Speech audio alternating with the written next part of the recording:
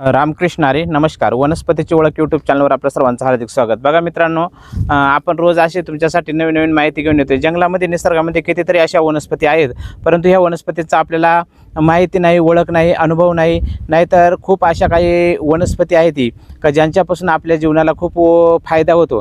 निसर्गामध्ये अशा लाखो करोडो वनस्पती पडलेल्या आहेत ती जे खूप प्रभावशाली आहेत ती, परंतु आपल्याला माहिती नाही.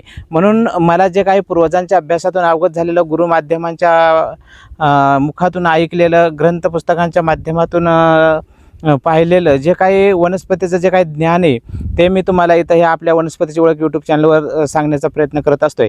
तरी अजून आपण ह्या वनस्पतीची ओळख ह्या यूट्यूब चॅनलवर नवीन असाल तर चॅनलला सबस्क्राईब करा, लाईक करा, हा व्हिडिओ दुसऱ्यापर्यंत शेअर करा, जेणेकरून दुसऱ्याला ह्या व्हिडिओचा उपयोग होईल. तुम्हाला मी आज एकदम एक अशी वनस्पती दाखवतोय का ह्या वनस्पतीचे फायदे ऐकून तुम्ही चकित व्हाल. बघा इथं तुम्हाला वनस्पतीचा मी तो व्हिडिओ दाखवतो.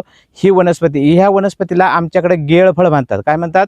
आमच्याकडे ह्या वनस्पतीला गेळफळ म्हणतात. आपल्याकडे ह्या वनस्पतीला काय म्हणतात ते कमेंट करून नक्की सांगा. याला मदनफळ म्हणतात, गेळफळ म्हणतात. याचे मी तुम्हाला आज सांगत आहे आयुर्वेदिक औषधी उपयोग. पण त्या अगोदर तुम्हाला मी ती वनस्पती दाखवतो. बघा इथं, हे बघा काढून आणलेले आपण. इथं झाड आहे, इथं जवळच झाड आहे बघा, पण हे काढून आणलेले. बघा हे आहे गेळफळ. हे बघा असं लागलेलं असतं, पेरूसारखं असतं. हे बघा याची पानं अशी असतात, याची फळं अशी असतात, वल्ली असतात.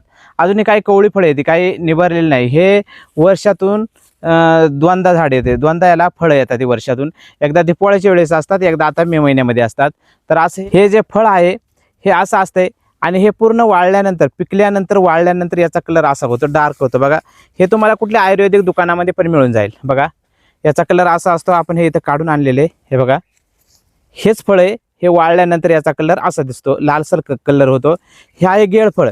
तर ह्या गेळफळाचा उपयोग काय आहे तर बघा तुम्हाला मी एकदम जबरदस्त असा याचा उपयोग सांगतो. हे आहे गेळफळ. तुमच्या शरीरावर कुठलीही गाठ येऊ द्या, सूज येऊ द्या, किंवा कुठलीही दुख उठू द्या. दुख उठणं नाही का, एखाद्याच्या काखामध्ये दुख उठतं, कुठं दुख उठतंय, गाठ येणे, दुख उठणे, आतून जर असतंय तर त्याच्यावरून, किंवा गाठ असू द्या, तर कुठल्याही शरीरावरची गाठ असू द्या तुमची, किंवा कुठलंही दुखणं असू द्या, दुख उठलेलं असू दे, हे गेळफळ असं वाळून द्यायचं आहे. पिकलेलं गेळफळ भेटायचं आहे तुम्हाला, कुठल्याही आयुर्वेदिक दुकानामध्ये भेटेल. तर हे गेळफळ घ्यायचं आहे. हे असं घ्यायचं, घेतल्यानंतर हे दगडावर घासायचं आहे. दगडावर घासून याचा तुम्हाला फक्त तुमचं जे गाठ असेल, चरबीची गाठ असेल, कुठलीही गाठ असेल, किंवा दुख उठलेलं असेल, त्याच्यावरती ह्या फळाचा लेप द्यायचा आहे. ह्या फळाचा लेप दिल्याच्या नंतर तुमची गाठ एकतर जिरून जाईल, किंवा ती जर जास्त पिकलेली असेल तर फुटेल, किंवा ती जागच्या जागेवर जिरून जाईल. अशी ही वनस्पती काम करते. हिला गेळफळ म्हणतात. ही बघून घ्या. तुम्हाला इथं झाडं पण दाखवलेली आहे. ते हे असं गेळफळाचं झाड, पानं वगैरे असतात, व्यवस्थित बघून घ्या.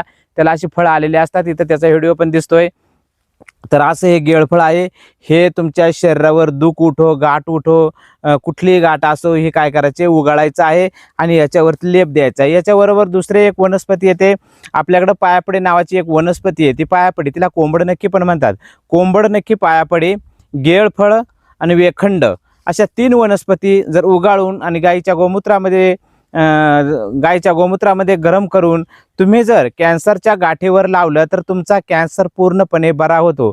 बाहेरून जो कॅन्सर आहे, कॅन्सरची जी गाठ आहे, तर ती कॅन्सरची गाठ किंवा बाहेरील कॅन्सर बरा होण्यासाठी एकदम जबरदस्त रिझल्ट आहे ह्या फळाचा. याच्यासोबत कोंबड नखी आणि वेखंड तिन्ही समप्रमाणामध्ये पाण्यावर, दगडावर उगाळायचे आहे ते, आणि त्याचा लेप गोमूत्रामध्ये द्यायचा आहे, किंवा गोमूत्रामध्ये उगाळून आणि गरम करून त्याचा लेप गाठीवर द्यायचा आहे. पूर्णपणे बरा होईल. याने साधे, सिंपल, नॉर्मल कुठलीही गाठ असेल, चरबीची गाठ असेल, तर याने ती गाठ तुमची पूर्णपणे बरी होऊन जाईल. त्याचप्रमाणे एखाद्या माणसाच्या शरीरामध्ये जर विष गेलं, ते विष काढायचं असेल तर हे जर उगाळून थोडंसं पिलं तर माणसाला उलट्या होतात. काय होतात? उलट्या होतात. उलटी वाटं, याने विष बाहेर फेकल्या जातं. एखाद्याला ओमन करायचं, उलट्या करायच्या आणि उलट्या होत नसतील तर हे फळ जर उगाळून पिलं, थोडंसं पाण्यामध्ये घासून पिलं, तर याने पोटामधलं सगळं बाहेर फेकलं जातं महिला. म्हणून हे उलटी करण्यासाठी सुद्धा एकदम प्रभावशाली आहे. काही औषधं, जुलाब म्हणजे ढाळ देण्यासाठी उपयोगी असतात. तसं हे जे फळ आहे गेळफळ, मदनफळ, हे उलटी देण्यासाठी, उलटी करण्यासाठी सुद्धा एकदम प्रभावशाली आहे. तर अशा ह्या वनस्पतीची ओळख, अशाच वनस्पतींची ओळख आपल्या चॅनलवर तुम्हाला भेटत राहील.